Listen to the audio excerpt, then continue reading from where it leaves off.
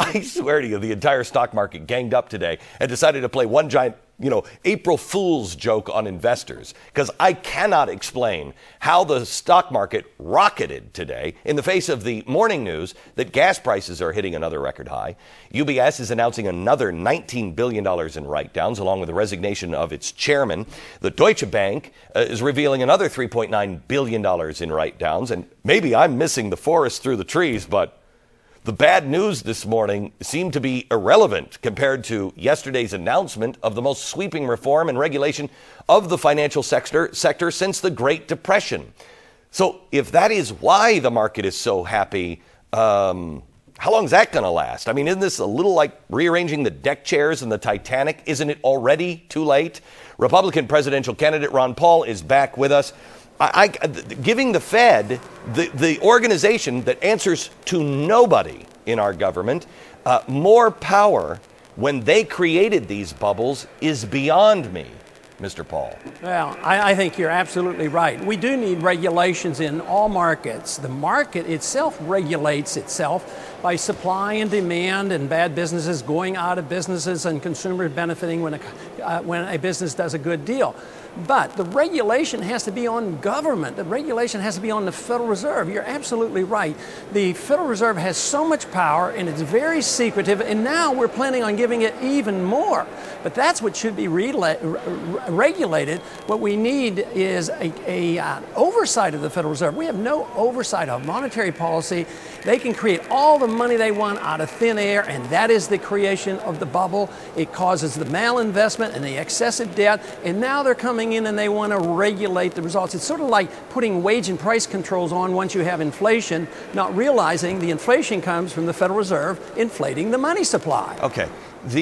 I think we're absolutely on the road to nationalism. I mean, we're going to nationalize these banks and this debt. I mean, I don't know how you get out of it. They were saying yesterday, I think it was yesterday in the newspaper, I saw that they're on a road to nationalization the Nordic way.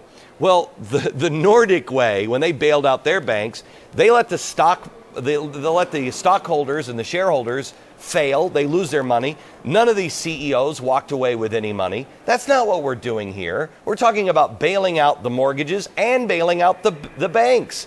Well, what kind of system is that? No, I think we are on the road to nationalization, but we've already been on that road, and this is just accelerating the pace. Because the large banks especially are in collusion with the Federal Reserve, because once the Federal Reserve creates the high-powered money, the banking system then can further inflate through fractional reserve banking. So they're in cahoots in this whole process. Congressman, I have to tell you that I find myself increasingly in a place mentally that I just don't want to be. I've never been a conspiracy theorist. I've never been any of these, I've never been a John Bircher or anything. I always thought those people were crazy. But the more you learn and the more you look at history, this weekend I was reading about the crash of 1907 and how that thing was controlled and what came out of that and came to the Fed. I mean, we're repeating the same mistake, and it was always to give these private individuals control, almost a fourth branch of government or a separate tree of our economic system. How do we untangle ourselves from this? Well, there is no more ominous power than to give this authority to a secret bank to create money out of thin air. And it works as long as people trust the money. But if the money has no backing to it and is not convertible into anything, it eventually ends. And this is what we're witnessing, the beginning of the end of the dollar hegemony. It is going to end because the world is starting to reject it. But no, we need a new monetary system, and it will come. All paper money's self-destruct. And now we're seeing what's happening. They're able to patch it together now and then for decades. Even Bernanke, who's getting a lot of blame now, he didn't create most of these bubbles, and yet he's trying to keep this system that is unsalvageable together by just further inflating. But eventually we will have to have monetary reform. It is coming, and it's coming quickly. Congressman, I had David Walker on. I know you know who he is, the head of the GAO, and he said this is a nightmare coming. It's a giant meteor falling out of the sky our way. He said that it'll only be solved by a third party. You're not going to be the Republican candidate. Why don't you run as a third party? You have a lot of support out there. Well, one reason is that, there's not a whole lot of democracy in this country.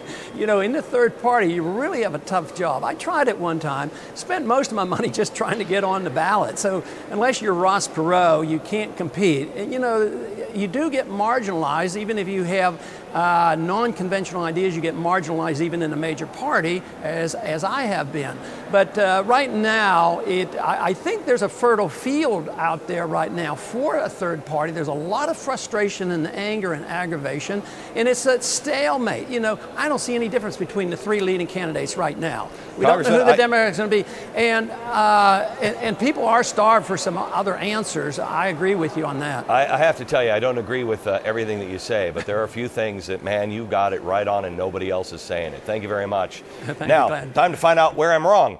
Letting people and businesses fail is not only the capitalist thing to do, it is the compassionate thing to do. Failure builds strength. Agree or disagree? Oh, I can't wait to see this poll. Go to CNN.com/Glenn right now and cast your vote.